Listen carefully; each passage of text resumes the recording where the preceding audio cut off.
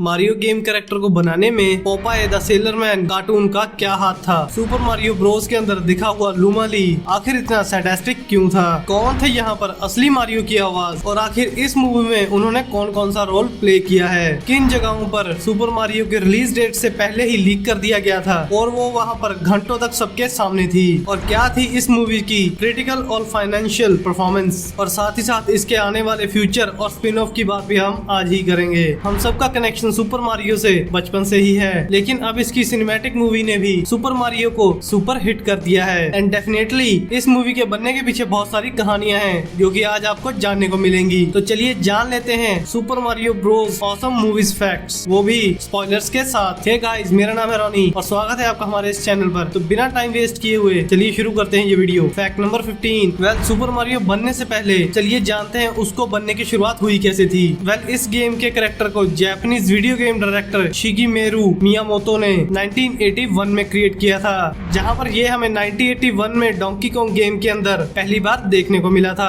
और इसे उस समय जंप मैन बुलाया जा रहा था। लेकिन बाद में इस कैरेक्टर का नाम मारियो कर दिया गया, जहां पर ये नाम बेसिकली एक ट्रिब्यूट था अमेरिका के निंटेंडो के वेयर हाउस के मालिक मारियो सीगाल पर। Fact number 14। वेल, इस साल सुपर मारियो की 3D मूवी रिलीज होने से पहले साल 1993 में सुपर मारियो की एक लाइव एक्शन मूवी भी बन चुकी थी, जो बहुत ही बेकार और बुरी साबित हुई थी और इसे आज तक world's worst video game adopted movie के रूप में माना जाता है। इसी को ध्यान में रखते हुए निंटेंडो काफी ज्यादा स्किप हो गया था अपने कैरेक्टर्स को मूवी के लिए लाइसेंस करने के लिए। लेकिन जब इसने ऑनलाइन सर्विसेज और अपनी गेम्स को दोबारा रीलॉन्च करने की कोशिश की और जब पुरानी गेम्स की पॉपुलैरिटी भी नए की तरह ही बढ़ने लगी, तब यहाँ पे मारियो के क्रिएटर शिगेरू मियामोतो को मारियो की एक नई मूवी बनाने का आइडिया आया और वो चाहते थे कि निंटेंडो की गेम से बढ़कर भी कुछ आगे बने। जहां पर फाइनली निंटेंडो ने सोनी के साथ डील्स फाइनल करना शुरू कर लिया, जिसका एक्चुअली रिवील हमें 2014 के एक हैक में देखने को मिला था।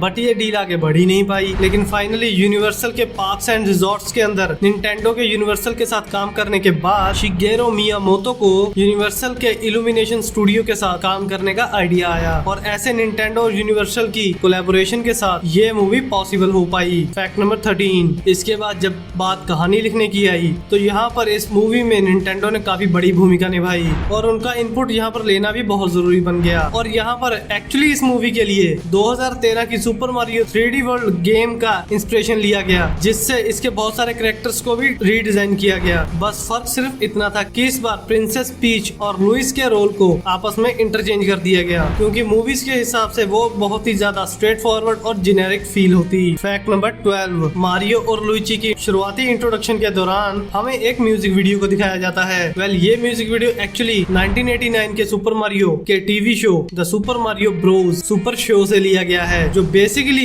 इस टीवी शो का थीम सॉन्ग था, जिसमें इस शो के अंदर लुई अल्बानो ने मारियो का रोल और डैनी वेल्स ने लुइगी का रोल प्ले किया था, जो कि बेसिकली इस एनिमेटेड शो के होस्ट की तरह दिखते थे। Fact number 11। शुरुआत में जब इस बात को अनाउंस किया गया था कि यहाँ पर मारियो को अपनी आवाज क्रिस प्रैट देने वाले हैं, इंटरनेट ने इस खबर को बहुत ही अच्छे तरीके से नहीं लिया था, क्योंकि उससे पहले 1994 में मारियो टीचेस टाइपिंग से चार्ल्स मार्टिनेट ने मारियो को हर जगह अपनी आवाज दी थी और ऐसे में बहुत सारे लोग इस बात को लेकर डिसअपॉइंट थे कि चार्ल्स हमें मारियो के कैरेक्टर में इस मूवी में नहीं देखने को मिले। लेकिन शायद आपको ये बात नहीं मालूम होगी कि इस मूवी के अंदर की शॉप में मौजूद गेम खेल रहे इटालियन प्लम्बर और मारियो और लुइगी के पिता का रोल यहाँ पर चार्ल्स मार्टिनेट ने ही प्ले किया है। रही बात क्रिस प्रैट के पोर्टियल की, तो वो भी बाद में लोगों को काफी पसंद आया। Fact number 10। वेल, शुरुआत भले ही मारियो से हुई थी, लेकिन निंटेंडो के अपने गेमिंग यूनिवर्स की शुरुआत तो डोंकी कॉन्ग से ही हुई थी। लेकिन यहाँ पर डोंकी कॉन्ग भी वैसा बिल्कुल नहीं होने वाला था जैसा वो आज दिखता है, क्योंकि शुरुआत में शिगेरू मियामोतो पोपाए की रियल गेम बनाना चाहते थे, लेकिन उस जमाने में वो इसके राइट्स को अक्वायर करने में नाकाम रहे थे, जिसके कारण उन्होंने यहाँ पर ब्रूटस के कैरेक्टर को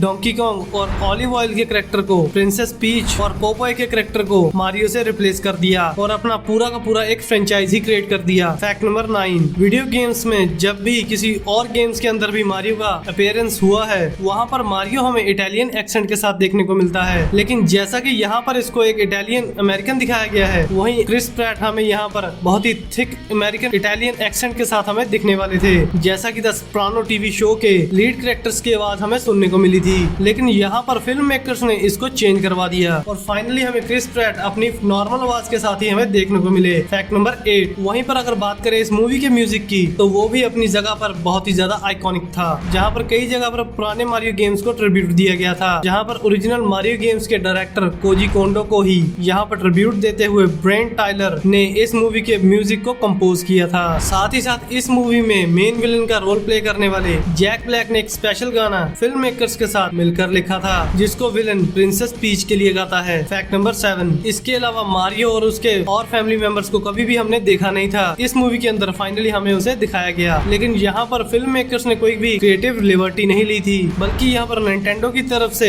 इसके अर्ली डिजाइन को भेजा गया था, जिसके ऊपर फिल्म लाइफ को ऑल्टर करके मूवी के अंदर इस्तेमाल किया है, जिसकी वजह से ये पूरा का पूरा परिवार ऑथेंटिक लग पाया। Fact number 6। अब चलिए फाइनली बात करते हैं इस मूवी के एनिमेशन के बारे में, जहाँ पर इस मूवी को एनिमेट किया था पेरिस फ्रांस में इल्यूमिनेशन स्टूडियोज ने, जिसकी शुरुआत सितंबर 2020 में हुई थी और इस पर काम एक्चुअली मार्च 2022 तक चला, जहाँ पर इसको स्पेसिफिकली स्टाइलाइज्ड कार्टून और रियलिज्म के बीच का बनाना था, जहाँ पर 2 टेलीविजन वीएफएक्स आर्टिस्ट को हायर किया गया, जिन्होंने इस मूवी के डायरेक्टर एरन हॉरवर्थ और माइकल हेलेनिक के साथ कई सारे सीक्वेंस को डिजाइन किया था, जिसमें विजुअल इफेक्ट्स के लिए सबसे ज्यादा चैलेंजिंग था मारियो कार्ट वाला रेनबो सीक्वेंस। इसके अलावा डोंकी कॉन्ग में भी कई सारे बदलाव किए गए थे, जिसमें उसके मॉडर्न इटरेशन और उसके 90s के डोंकी कॉन्ग गेम से डिजाइन को मिला जुला कर इस कैरेक्टर को बनाया गया था। Fact number 5। अगर स्पेशली मारियो कार्ट की बात हो रही है, इस मूवी में यूज किए गए मारियो कार्ट के सीन के अंदर कई सारी गो कार्ट्स को भी दिखाया गया था, जहाँ पर स्पेसिफिकली इस कार्ट्स को डिजाइन करने के लिए बेहतरीन डिजाइनर्स को हायर किया था। साथ ही साथ पुराने क्रिएट किए गए निंटेंडो के कार्ड्स को और उनके डिजाइन को रिकॉपरेट करके नए डिजाइन को बनाया गया। Fact number 4। इस मूवी में दिखा ब्लू स्टार प्रिजन तो आपको याद ही होगा, जिसका नाम था लूमाली, जिसका पता नहीं क्यों जिंदगी से मन उठ चुका है। वैसे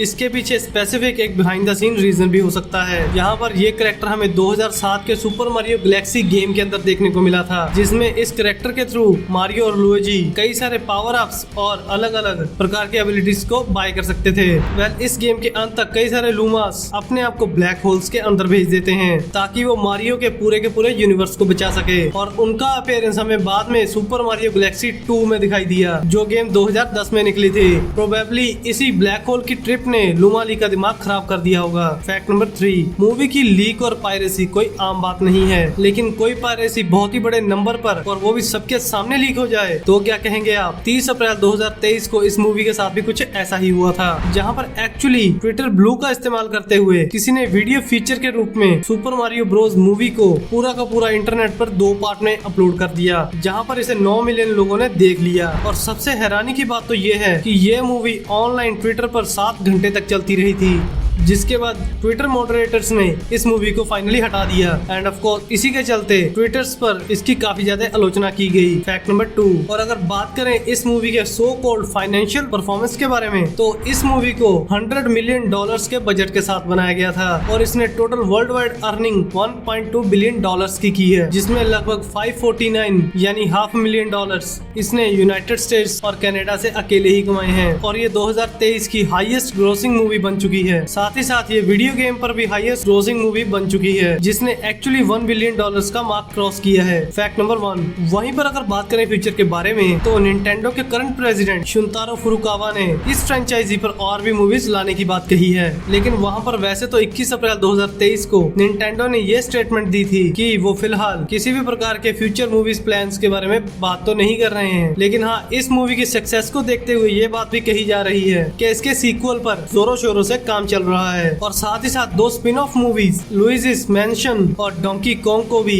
आगे के स्पिन ऑफ्स के लिए प्लान किया जा रहा है। सो गाइस, ये था 15 mind blowing super Mario Bros movies fact. मैं उम्मीद करता हूँ कि आज ये वीडियो आपको बहुत पसंद आई होगी। अगर आपको ऐसा ही कंटेंट देखना अच्छा लगता है तो हमें नीचे कमेंट में जरूर बताइएगा, और हमें नीचे कमेंट में ये जरूर बताइएगा कि आपको इस मूवी और गेम्स के बारे में और क्या क्या मालूम है। तो नीचे कमेंट धड़ाधड़ कर दीजिए, और जाते जाते इस वीडियो को लाइक और शेयर जरूर कीजिए, और हमारे चैनल को सब्सक्राइब भी कर ही दीजिए। तो मिलते हैं नई वीडियो में नए टॉपिक के साथ, तब तक के लिए जय हिंद, वंदे मातरम।